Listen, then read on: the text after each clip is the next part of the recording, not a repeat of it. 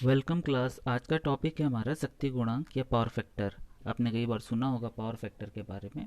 आज उसको हम डिस्कस करते हैं। तो पावर फैक्टर बेसिकली होता क्या है कि ये एक फैक्टर फैक्टर का मतलब क्या होता है, किसी भी चीज़ का फैक्टर अगर आप ले रहे हो तो उसका कुछ भाग, है ना, उसके मैक्सिमम का कुछ भाग को फैक्टर बोलते हैं। जैसे कि मैं अगर कुछ कोई वैल्यू है 10, ठीक है, उसका 50% लेते हैं। 10 का 50% क्या हो जाएगा? 5। सबको नॉर्मल इतना तो मैथमेटिक्स आता होगा। 10 का 50% अगर 5 होता है तो ये 50% है, इसको अगर लिखा मल्टीप्लाई करना है तो 0.5 लिखते हैं 50% को। यही 0.5 अगर 10 से मल्टीप्लाई हो तो वो क्या बनाएगा? 5। समझ में आ रहा है आपको? तो ये जो 0.5 है इसको ही फैक्टर बोलेंगे, है ना। ये फैक्टर है और इसका वैल्यू 0.5 है। तो उसी तरह इसको समझिए, जैसे कि एक्टिव पावर जो P होता है उसका मिनिमम वैल्यू 0 होता है, ठीक है। मिनिमम वैल्यू कब होगा? जब अगर आप जो लोड लगाए हो उसमें रेजिस्टिव वैल्यू एकदम शून्य है, उसमें कोई भी रेजिस्टिव वैल्यू नहीं हुए, है ना। आर का मान एकदम शून्य हो जाए लोड में, तो उसको बोलेंगे उस समय कोई भी एक्टिव पावर वो लोड डिसिपेट नहीं करेगा या कंज्यूम नहीं करेगा। तब पी का वैल्यू ज़ीरो हो जाएगा। और मैक्सिमम वैल्यू एस होता है। एस का मतलब जो वोल्ट एम्पियर हम लोग लिए थे, या इसको और क्या कहते हैं, एपरेंट पावर, है ना, वी इंटू आई जिसको बोलते हैं, यही मैक्सिमम वैल्यू होता है।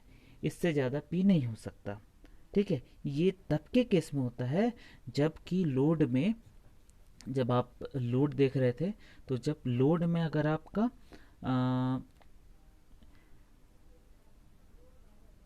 एल और सी, एल और सी मतलब इंडक्टर और कैपेसिटर, ये दोनों वैल्यू शून्य हो और केवल उसमें रेजिस्टेंस हो लोड में, तो ऐसे केस में जो एक्टिव पावर होता है एपरेंट पावर के बराबर हो जाता है और यही इसका मैक्सिमम वैल्यू है। मतलब पी का वैल्यू जो है मिनिमम 0 होगा और मैक्सिमम एस होगा। ये समझ में आ गया होगा। दूसरा पॉइंट है कि पावर फैक्टर जो है इसको कॉस थीटा भी बोलते हैं। क्यों बोलते हैं वो बाद में पता चलेगा। यह बताता है, पावर फैक्टर यह बताता है कि एक्टिव पावर P, जो एक्टिव पावर है P, एपरेंट पावर S का कितना गुना या भाग है। जैसे मैं भी एग्जांपल लिया 10 और 0.5 में, तो 10 की जगह आप अगर 20 रखिए, है ना। 20 का अगर 0.5 से गुणा करूंगा तो क्या आएगा? 10 आएगा। मतलब उसका अगर 10 है तो 10 अगर जो वैल्यू, अगर इसको मैं P कहूँ और 20 को S कहूँ, तो इसमें पावर फैक्टर क्या कहलाएगा? 0.5, ठीक है। क्योंकि 20 में पावर फैक्टर का मल्टीप्लिकेशन हुआ तो 10 आता है। अगर वैसा नहीं समझ में आ रहा तो यहाँ देखिए, यही बतलाता है कि कितना गुना या कि उस मैक्सिमम वैल्यू को कितना भाग है, ठीक है। तो P equal to power factor into S, S का एस से गुड़ा हुआ है पावर फैक्टर का, तो पी आता है। ये इसका एक डेफिनेशन है, ठीक है। अब ये देखिए, P equal to power factor into S, है ना। अब इस पावर फैक्टर को पी एफ इंटू एस लिख रहा हूँ, ठीक है। अब हम लोग जानते हैं P equal to V I cos theta होता है ना। अब ये v इंटू आई जो है यही s है ना। s into cos theta. अब ये जो cos थीटा है s के साथ मल्टीप्लिकेशन हो रहा है तब p मिल रहा है, इसीलिए इसी cos थीटा को हम लोग पावर फैक्टर कहते हैं। समझ में है? इसी cos थीटा को हम लोग पावर फैक्टर बोलते हैं। अब इस ये cos थीटा बोलो चाहे पावर फैक्टर बोलो, दोनों सेम है। थीटा अलग है, cos थीटा मिला के हम लोग का पावर फैक्टर बनता है। और ये थीटा क्या है? Power factor angle. ये हमेशा याद रखो, पावर फैक्टर एंगल या शक्ति गुणांक कोण, है ना। पावर फैक्टर एंगल को थीटा बोलते हैं और पूरे कॉस थीटा को हम लोग पावर फैक्टर बोलते हैं। ये इतना समझ में आ गया। Next slide. अब देखो एक और इसका डेफिनेशन क्या होगा। देखो, शक्ति गुणांक एसी विद्युत, मतलब एसी में एसी विद्युत शक्ति पर काम करे किसी भार, मतलब कोई भी जो लोड है जो एसी पावर कंज्यूम ले रहा है, ठीक है, एसी पावर से कनेक्टेड है, द्वारा लिए गए वास्तविक शक्ति, जो वास्तविक रियल पावर जो होता है एक्टिव पावर को ही बोलते हैं, तथा आभासी शक्ति, जो आभासी शक्ति देखो एक और नया नाम है एस को आभासी शक्ति भी बोलते हैं, या अपरेंट पावर, जो दिख रहा है ना, वो एक्चुअल है नहीं उतना पावर, लेकिन उतना आभास होता है V इंटू आई कर देने से, इसलिए अपरेंट पावर के अनुपात को शक्ति गुणांक कहते हैं। ठीक है, रियल पावर और अपरेंट पावर के अनुपात को शक्ति गुणांक कहते हैं, समझ में है। P/S अभी यहाँ दिखाऊंगा, या शक्ति गुणांक कहते हैं। शक्ति गुणांक का संख्यात्मक मान जो है, जो मान है उसका, जो पावर फैक्टर का जो वैल्यू है 0 और 1 के बीच में होता है। ठीक है, 1 से ज़्यादा नहीं हो सकता, 0 से कम नहीं हो सकता, ये समझ लीजिए। और दूसरी चीज़ यहाँ पे देखिए, हम लोग भी देखे थे P equal to power factor into S कर रहे थे, तो पावर फैक्टर क्या हो जाएगा P/S। ठीक है, ये क्या है, active power by apparent power, ये भी एक इम्पोर्टेंट, और यही इसका सबसे रियल डेफिनेशन है। Cos theta is not a definition, जो कॉस थीटा हम लिख रहे हैं ये इसका डेफिनेशन नहीं है। ये कॉस थीटा तभी के केस में है, ये बात जान लो, कॉस थीटा तभी पावर फैक्टर के बराबर होता है जब कि पावर सिनुसॉइडल वेव हो, है ना, जो एसी वोल्टेज और करंट है वो सिनुसॉइडल हो।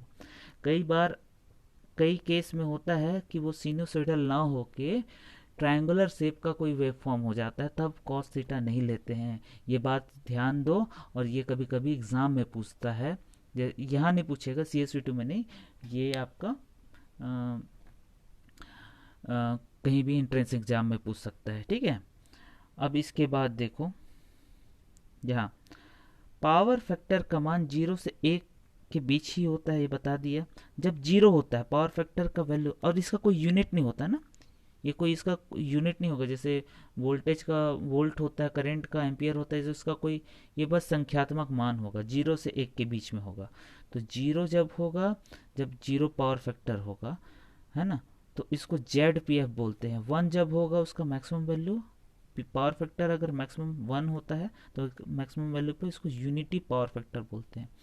देखो 0 power factor, unity power factor कब होगा आगे थोड़ा सा बताऊंगा।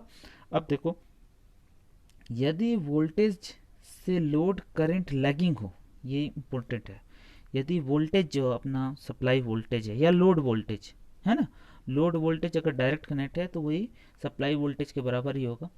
तो जो भी लोड है, आप जो लोड लगाओगे, अभी तक तो देखे ना कई सर्किट, लोड जो भी होगा उसके अक्रॉस का जो वोल्टेज है, लोड का जो वोल्टेज है, और जो करंट है उसके थ्रू जो करंट फ्लो हो रहा है, लोड के थ्रू जो करंट फ्लो हो रहा है, लैगिंग है, किससे, वोल्टेज से लैगिंग है, तब पावर फैक्टर लैगिंग होगा। एकदम जैसे करंट पे ही डिपेंडेंट है, करंट अगर लैगिंग है तो पावर फैक्टर लैगिंग कहलाएगा। उसका वैल्यू 0 से 1 के बीच ही होगा, जैसे 0.7 हो सकता है, लेकिन करंट आप देखोगे, करंट अगर लैगिंग है वोल्टेज से तो वो लैगिंग होगा।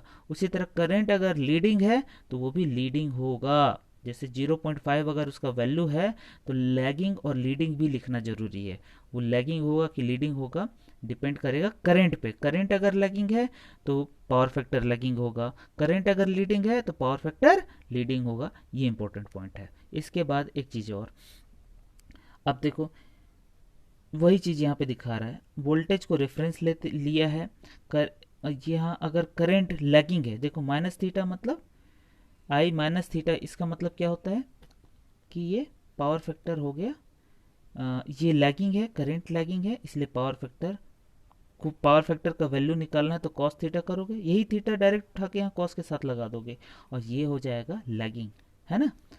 और एक चीज़ यहाँ पे और ध्यान दो, आई नेगेटिव थीटा के साथ तब आता है जब जेड पॉजिटिव थीटा होता है, पिछली बार देख चुके हम लोग, है ना।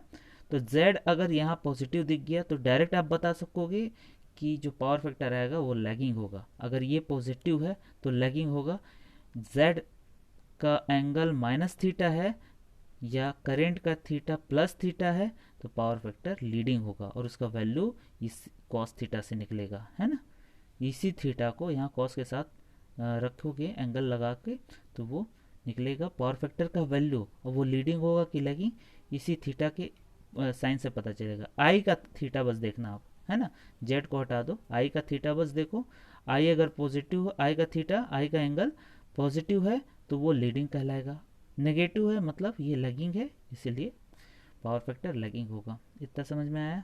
अब नेक्स्ट, अब देखो एक छोटा सा एग्जांपल लिया है, इसको समझो, है ना। इसमें एक एग्जांपल है और कहता है यदि एक लोड, कोई भी एक लोड ले लो आप, है ना, इलेक्ट्रिकल लोड है जिसका इम्पीडेंस, अब उसका इम्पीडेंस डायरेक्ट दे दिया है, जैसे ये आपने उसका हम ट्रांसफार्मर ले रहे थे, ट्रांसफार्मर में डायरेक्ट उसका इम्पीडेंस परसेंटेज वाइज दे दिया हुआ था, 4%, याद करो नेम प्लेट में जब दिखाया था। तो वैसे ही कोई भी लोड होता है उसका एक इम्पीडेंस होता है, वो कोई भी आपका मोटर होता है उसमें इम्पीडेंस दिया रहता है, ठीक है।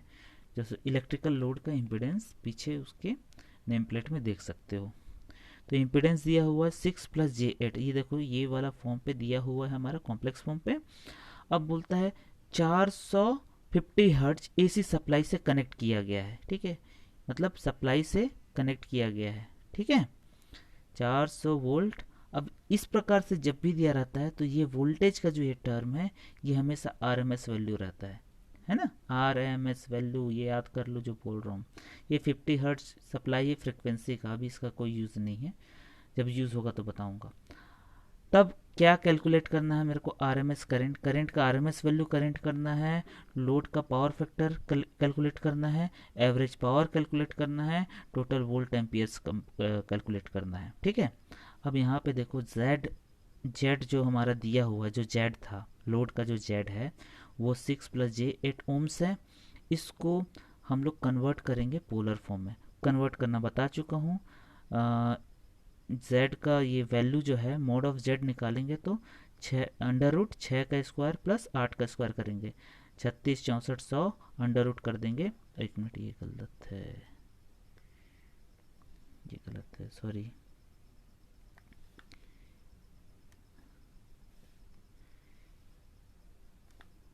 ये केवल 10 होगा, ठीक है, 10 होगा तो ये ओम्स में वैल्यू देगा, ठीक है।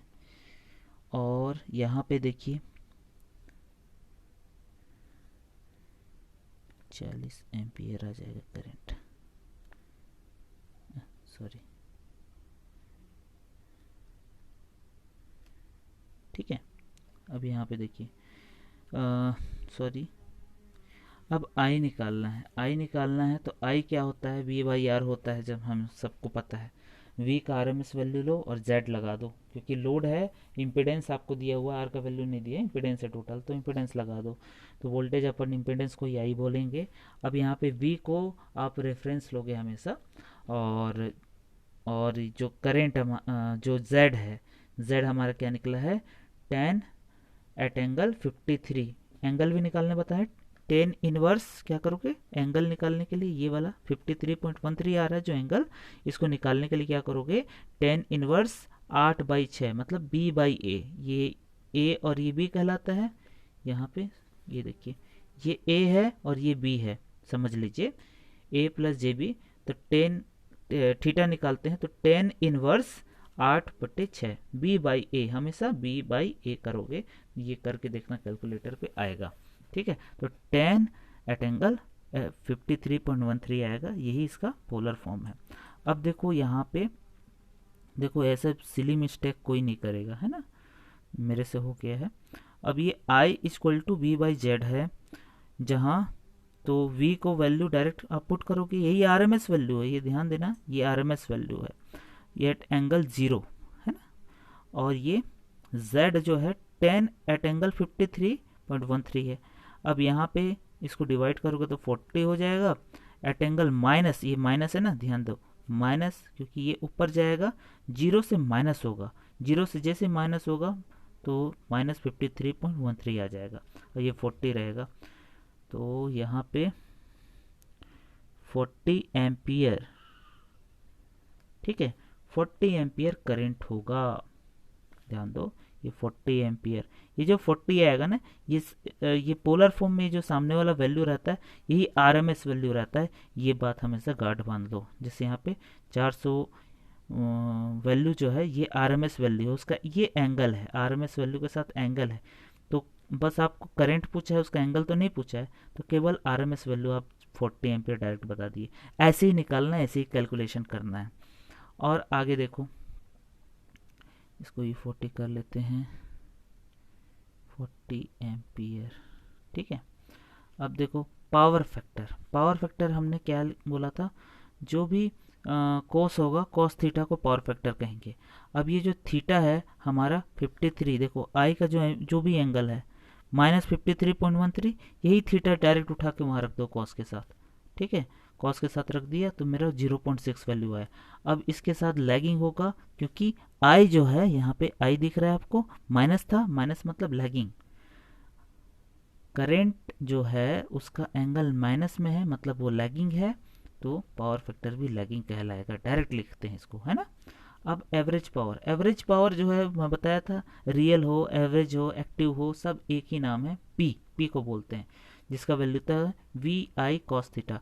वी क्या है हमारा, वोल्टेज का आरएमएस वैल्यू। अब ये देखो ये सब आरएमएस वैल्यू में होता है कैलकुलेशन, है ना, आरएमएस वैल्यू, करंट भी आरएमएस वैल्यू। तो यहाँ पे 40 कर लेते हैं, ठीक है, एक जीरो और हो जाएगा।